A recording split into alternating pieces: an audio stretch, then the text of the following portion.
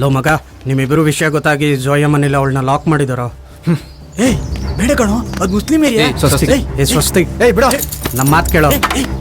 ಸ್ವಸ್ತಿ ಬೇಡ ಕಣೋ. ಬೇಡ ಕಣೋ. ಏನೋ ಏನೋ ಹಿಂದೆ ಹೋಗೋಣ.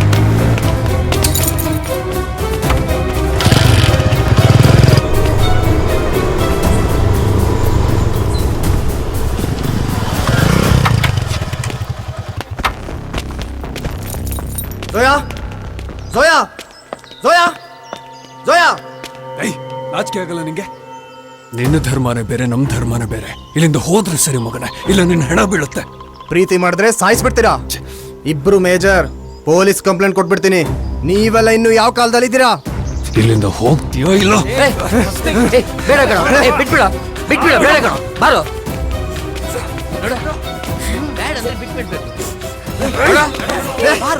ಸುಮ್ಮನೆ ನನ್ನ ಮಾತು ಕೇಳು, ಇಲ್ಲ ಅಂದ್ರೆ ನಾನೇನಾದ್ರು ಮಾಡ್ಬೇಕಾಗುತ್ತೆ.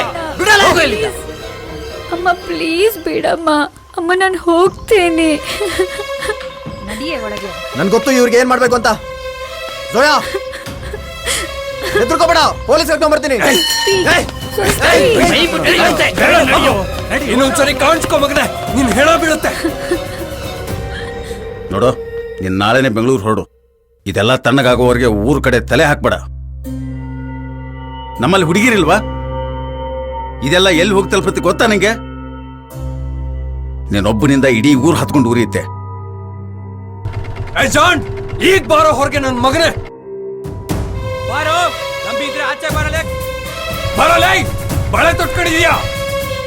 ಬಾರೋ, ಆಚೆ ಬಾ. ನೋಡು, ಸ್ಟಾರ್ಟ್ ಆಯ್ತು. ಮೊದ್ಲಿಂದ ಹೊರಡ್ ನೀನು. ಮಗ ಬೇಡ ಕಣೋ, ಆ ಹುಡುಗಿನ ಮರ್ತು ಬಿಡು. ಆ ಹುಡುಗಿ ಸಾವಾಸಕ್ಕೆ ಹೋಗ್ಬೇಡ.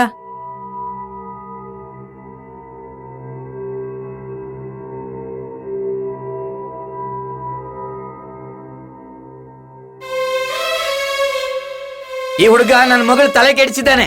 ತಲೆ ಕೆಡ್ಸಕ್ಕೆ ಇವಳು ಚಿಕ್ಕ ಹುಡುಗಿನ ಕಾಲೇಜ್ ಹೋಗ್ತಿದ್ದ ಕಂಡ್ರೆ ಅವಳು. ಸುಮ್ನಿರ್ರಿ, ಸಾಹೇಬ್ರ ಇದ್ರಲ್ಲ, ಸಾಹೇಬ್ರು ಮಾತಾಡೋದು. ಮೊದ್ಲು ಹುಡುಗಿ ಅಪ್ಪ ಮಾತಾಡ್ಬೇಕು. ಇವ್ರಿಗೆ ಮಾತಲ್ಲಿ ಹೇಳೋರು ಅರ್ಥ ಆಗೋದಿಲ್ಲ. ನಾನ್ ಜೋಯ್ ಹತ್ರ ಮಾತಾಡ್ಬೇಕು. ಅದೆಲ್ಲ ಆಗಲ್ಲ. ಮಾತ್ಗಿತ್ ಬೇಕಾಗಿಲ್ಲ. ಆಯ್ತಾಯ್ತು, ಸುಮ್ನಿರ್ರಿ. ಅದೇನ್ ಮಾತಾಡ್ತೀರೋ ಮಾತಾಡ್ಕೊಳ್ಳಿ. ಆದ್ರೆ ನೀವಿಬ್ರು ಸೇರೋ ವಿಚಾರ ಒಂದನ್ನ ಬಿಟ್ಟು ನಿಮ್ಮಿಬ್ಬರು ನಿರ್ಧಾರ ಬರೀ ನಿಮ್ ಜೀವನ ಅಷ್ಟೇ ಅಲ್ಲ, ಇಡೀ ಊರಿನ ಮೇಲೆ ಪ್ರಭಾವ ಬೀರುತ್ತೆ. ಮರಿಬೇಡಿ. ಕೊನೆಯದಾಗಿ ಅದೇನ್ ಮಾತಾಡ್ತಿರೋ ಮಾತಾಡ್ಕೊಳ್ಳಿ. ಬಟ್ ನೀವಿಬ್ರು ಸೇರೋದನ್ನ ಬಿಟ್ಟು ಇದಿಲ್ಗೆ ಕೊನೆ ಆಗ್ಬೇಕು.